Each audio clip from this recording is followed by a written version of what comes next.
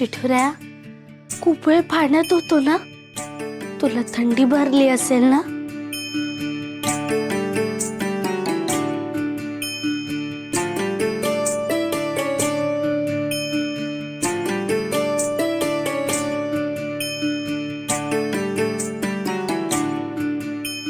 हे बघ विठुराया, आता माझं ऐकायचं हा. बाहेर गार वारं आहे, कानाला गार वारं लागता कामा नाही. आधीच भिजलेस, त्यात गार वारं लागलं तर उगाच बाधेल तुला, सर्दी पडसं नको हा. त्यामुळे हे कानाचं अजिबात सोडायचं नाही, सोडून कुठे फेकायचं नाही, कळलं ना?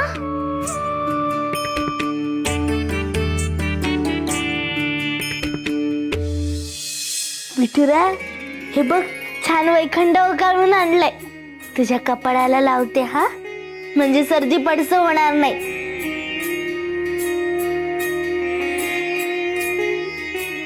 रखुमाई माते, आज विठुरायाला की नाही गरम गरम हळदीचं दूध दे बरं का. देशील ना?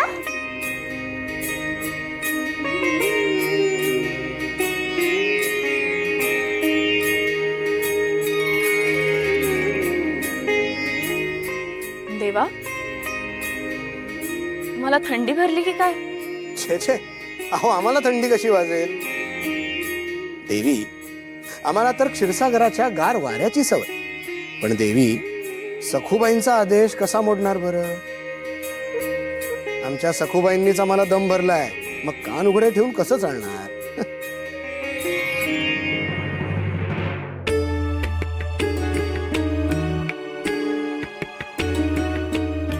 काय झालं देवी? देवा, मला क्षमा करा, पण मला त्या नागोजीचा अतिशय राग आला. त्याच्या क्रूरपणाचा ना कळस झालाय, अगदी कळस. अहो, सखू लहान आहे, निरागस आहे, पण तरीही तिची भक्ती भक्कम आणि उत्कट आहे. हेच त्या नागोजीला सहन होत नाही. हा राक्षस सखूला कधी त्या अग्निशुद्धीच्या नावाखाली आगीत झोपतो, कधी कधी नरपशूच्या गुहेत पाठवतो, आणि आज तर जलसमाधी घ्यायला लावली.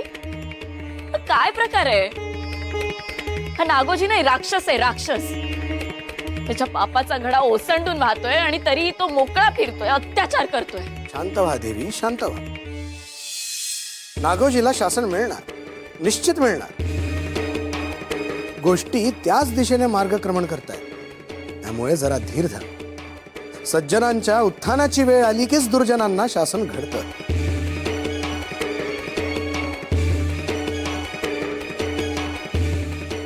अहो देवी, आता शासन मिळणार हे सांगितल्यानंतर सुद्धा राघव निघून चाललात.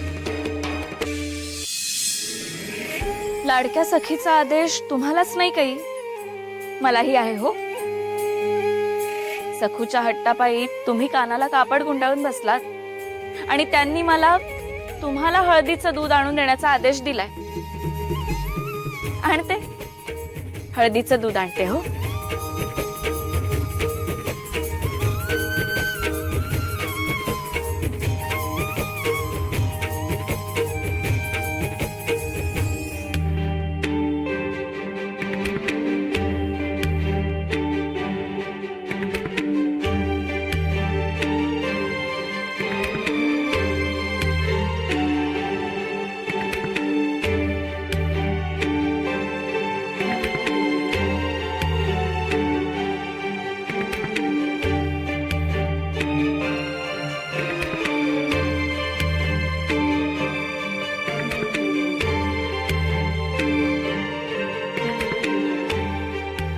अहो, हे काय?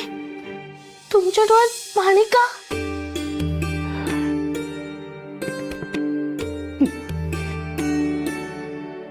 चूक कळली आणि भरून आलं की डोळ्यात पाणी येतच ना ग सखू. आणि एकदा का माणसाला त्याची चूक कळली तर त्या चुकीची क्षमाही मागायलाच हवी. मग ती क्षमा आपल्यापेक्षा लहानांची असो वा मोठ्यांची, पण क्षमा ही मागायचीच. खरं आहे ना? पण काय चूक आणि कोणाची क्षमा? माझी चूक आणि त्यासाठी मला तुझी क्षमा मागायची आहे सखू. क्षमा कर मला. अहो काहीतरीच काय, माझी कसली क्षमा मागताय? अहो कधी बायकोची क्षमा मागतात का? मी मागतोय कारण मी चुकलोय सखू. तू आल्या दिवसापासून ओरडून ओरडून सांगण्याचा प्रयत्न करत होतीस की या सगळ्या विनाशामागे बाबाची आहेत. बाबाजींच्या दुष्टपणामुळे तुला हकनाक शिक्षा भोगावी लागते. पण चूक माझीच होती सखू. तुझं सुचवणं माझ्या कधी लक्षातच आलं नाही. ती दागिन्यांची चोरी असो, तो नरपशु, अग्निपरीक्षा, बळी, अग्निवर्षाव, सगळंच मला कधी लक्षातच आलं नाही का. पण आज माझे डोळे उघडले. मेंदूत लख्ख प्रकाश पडला सखू. तू एकही शब्द न बोलता तुझ्या कृतीतून खरं काय ते दाखवून दिलायस. मी तुझं बोलणं कधी गांभीर्याने घेतलंच नाही ग, आणि तुला त्याचा त्रास सोसावा लागला. क्षमा कर मला सखू. मी फार उशिरा जागा झालो ग. क्षमा कर मला. अगदी तू आज जर विठुरायाने त्याची लीला दाखवली नसती ना सखू, तुला कायमचा गमावून बसलो असतो ग. आणि मग पश्चातापाला पारावर राहिला नसता. क्षमा कर मला. अहो खरं काय ते तुमच्या लक्षात आलं ना, मग ते चांगलंच झालं. पण सासूबाईंचं काय? त्यांची अजूनही बाबाजींवर खूप श्रद्धा आहे. रमाईची बाबाजींवर असलेली श्रद्धा चुकीची आहे सखू. आंधळा विश्वास येतो. तिच्यासाठी, आपल्या या घरासाठी आणि या गावासाठी तो योग्य नाहीये. आणि मी हे उद्याच दाखवून देईन. म्हणजे तुम्ही काय करणार? तुला संपवून पाहणाऱ्या त्या बाबाजींना धडा शिकवल्याशिवाय मी थांबणारच नाहीये सखू.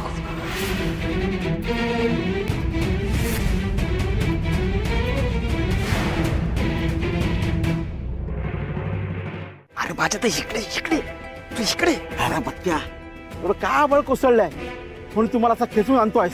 अरे भाजदा गावात दिगुशेट आले ते. हा ते बघ.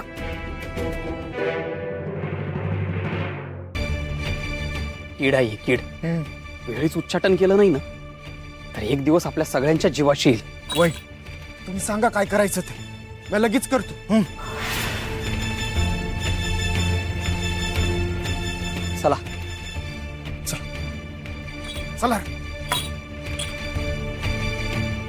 कोणाला कीड म्हणत होते ते? कुठे गेले ते? अरे भाजदा या आल्यापासून बाबाजींना धडा शिकवायचा असं बोलत होते, म्हणून मी तुला घेऊन आलो.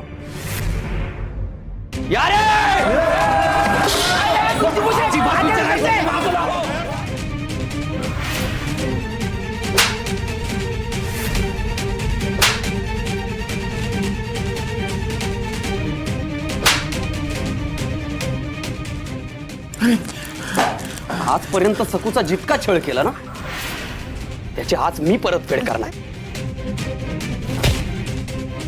आणि ती इथे नाही सगळ्या गावासमोर करणार आहे. थेट जीव घेण्यापर्यंत मजल जाते ना, हे सगळ्या जगाला कळायलाच हवं. आपल्याला विचारणारं कोणी नाही असं समजून मोकाट सुटला होतात काय. आज त्या मुजोरीचा अंत आहे. काय करतोय तो? कळतोय का तुला? शांत बस.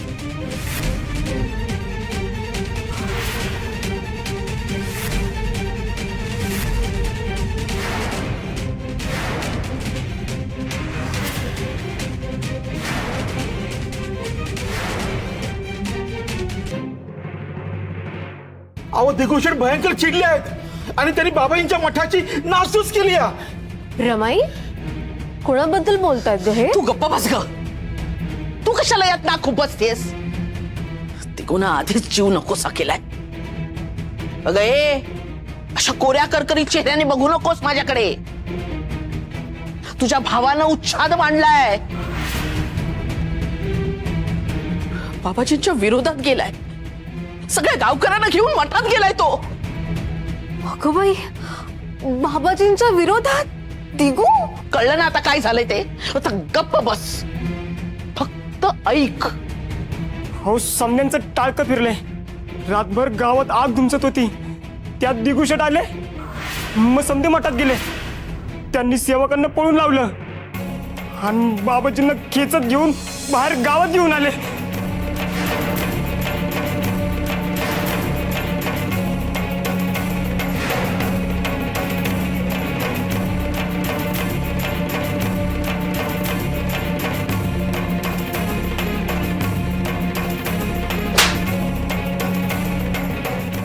कशाला मास धावतोय गुमानी चल की कुत्र्या गुरगुरतोय कशा पायी चल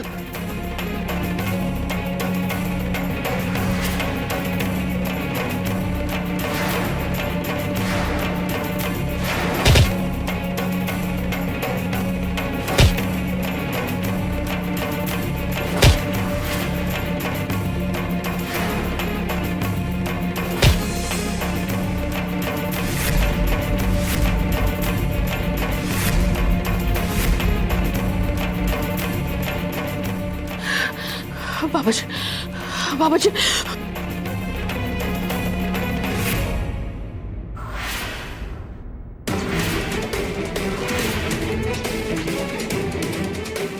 मनोरम आहे सगळं ऐकलंय मी बाज्या बत्त्या मी येतो तुमच्या बरोबर बाकी कुणीही यायचं नाही हो पण माझ्याच मुलानं माझ्याच गुरुंना तिथे जाऊन काय करणार आहेस तू घर आहे का चिडलेल्या लोकांच्या तावडीत सापडशील तू तू कोण आहेस हे कुणीही बघणार नाही गर्दीला चेहरा नसतो तुम्ही कुणीही यायचं नाही चला रे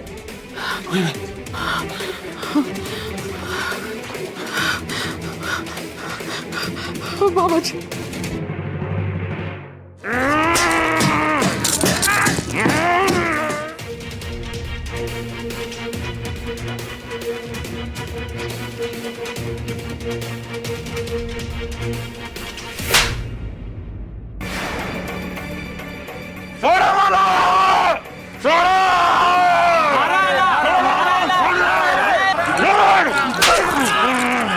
आता तुझी सुटका नाही नीच राक्षसा साध्या सरळ माणसांचं रक्त पिणारा राक्षस आहेस तू माझी रमाई माझी बायको सखू यांचा काय गुन्हा होता की तू आम्हाला ही शिक्षा दिलीस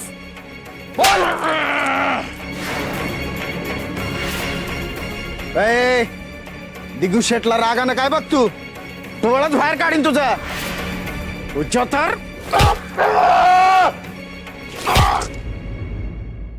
कुत्र्या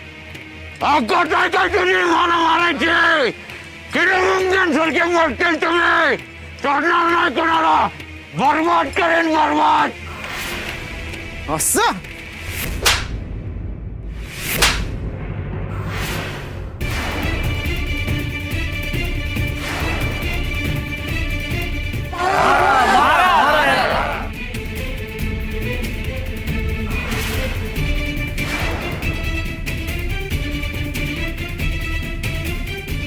अख्खा गाव जाळून टाकेल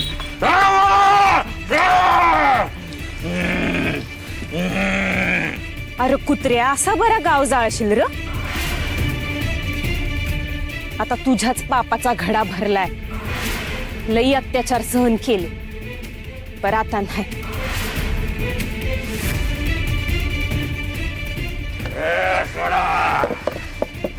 हे काय करत्या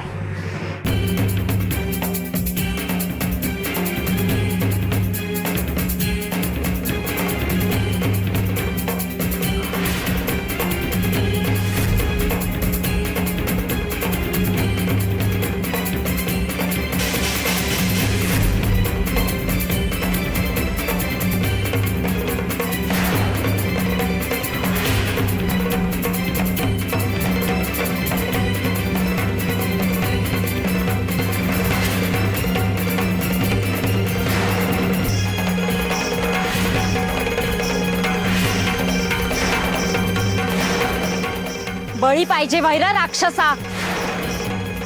गावातल्या गरीब लोकांची भूल थाप देऊन फसवतोस. मारा याला, हाना याला.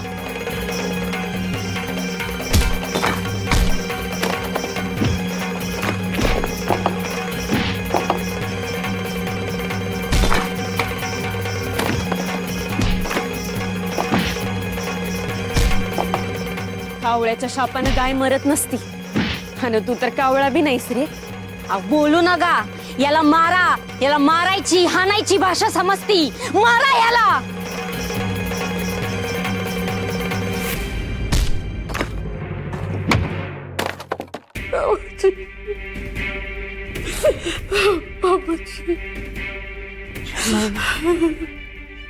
रमाई अगं नको ग रडूस. अगं रडू नको तर काय करू सांग.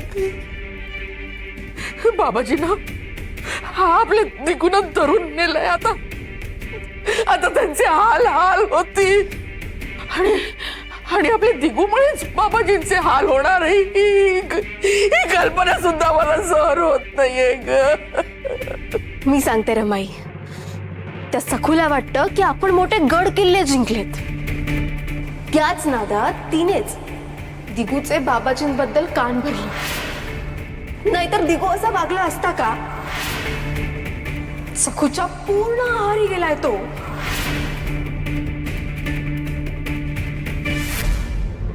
सासूबाई, एक शब्द बोलू नकोस. अहो जसं अगं चेटकीड आहेस तू, चेटकीड. बाबाजींच्या अशा अवस्थेला तूच कारणीभूत आहेस. तूच. पण एक गोष्ट लक्षात ठेव, याची तुला शिक्षा मिळणार म्हणजे मिळणार. तळतळाट लागतील का माझे तुला? खंगून खंगून मरशील. कधीच मला नाही होणार तुझं. कधीच मला नाही होणार.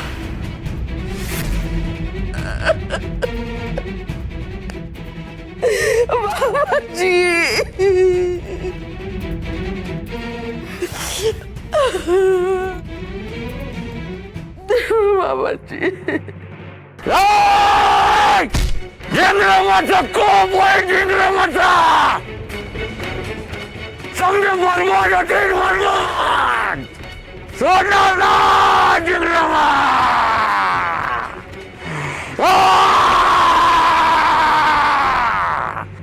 आता जिंगरोबा जिंगरोबा बोलायचं नाही, विठ्ठल विठ्ठल बोलायचं. आमचा तारणहार सकुताईचा विठुराया आहे. या दुष्ट अघोरी बाबाला सोडू नका. आम्हाला काय किडामुंगी समजतो का काय? बंदुगिरी करतो हा. मारा रे मारा. थांबा थांबा थांबा. मारू नका, मारू नका. अरे मारहाण करू नका. मारहाण करू नका. ऐका ऐका. अरे मारताय कशा पाहिजे बाबाजींना? दिगू, अरे शंकर, ऐका जरा. त्याच्यासारखंच वागू नका रे. ऐका, शांत व्हा.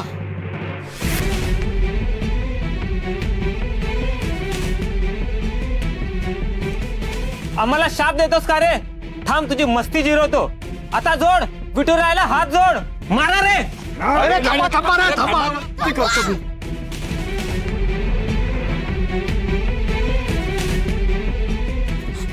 थांबवाय सगळं.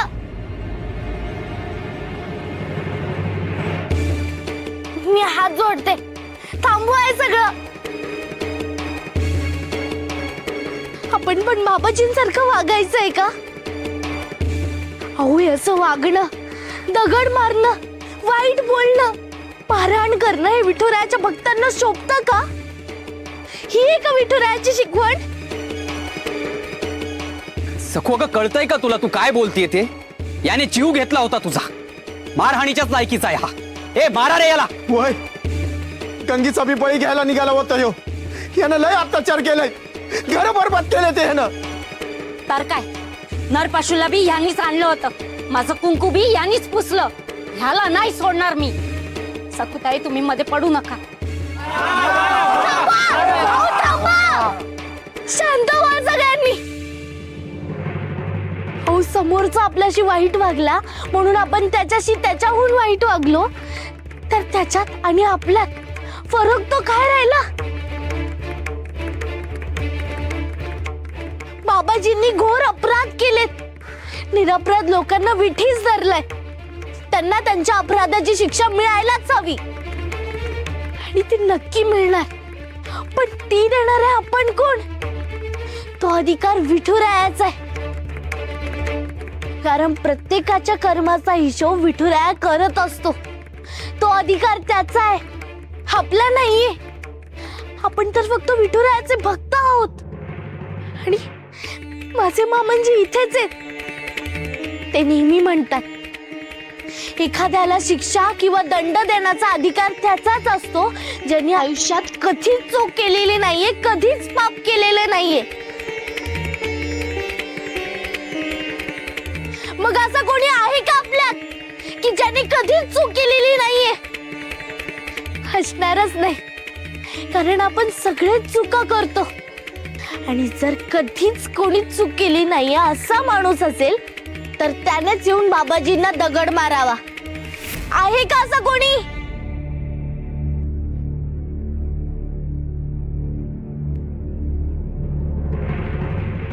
सकुताई, अहो याला काय अर्थ आहे? तुमच्यावर झालेल्या अत्याचाराचा सूड घेण्यासाठी बाबाजीला इथे घेऊन आलोय. याला अद्दल घडायला नको. अहो मी म्हंटल ना, तो अधिकार विठुरायाचा आहे. तो नाही निवाडा करेल. तुम्ही थांबवा, हे सगळं थांबवा. आपण त्यांना मारणार, मग ते आपल्याला मारणार, मग पुन्हा आपण त्यांना मारणार. हे चक्र सुरूच राहील. ऐका, सगळे सखू काय म्हणते ते नीट ऐका. योग्य तेच बोलतीये ती. खर तर कपटी नागोजींनी सगळ्यात जास्त त्रास सखूला दिलाय. पण तिने तारतम्य सोडलं नाही. आपण मात्र रागानं बेभान झालो. आत्ता मला भास झाला, सखूच्या मुखातून विठुरायाच बोलतोय. सखूनं जर का आपल्याला अडवलं नसतं ना, तर बाबाजीचा जीव घ्यायला सुद्धा आपण मागं पुढं बघितलं नसतं. खरं तर सखूमुळे आज आपल्या सर्वांचीच एका मोठ्या पापातून सुटका झालीय.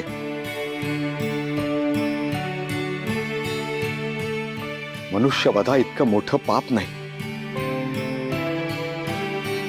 विठ्ठल, विठ्ठल.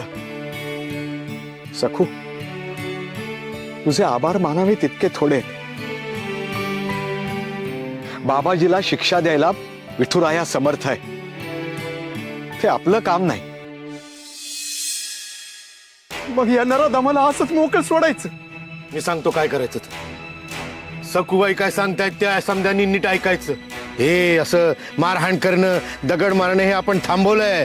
पण पंतांनी जे सांगितलंय त्याचा विचार करता आपण आपलं कर्म, आपलं कर्तव्य करूया. या लबाड धूर्त बाबाजीला दरबारी हजर करून त्याच्या तक्रारीचा पाडा वाचून त्याची रवानगी काल कोठडीत करूया.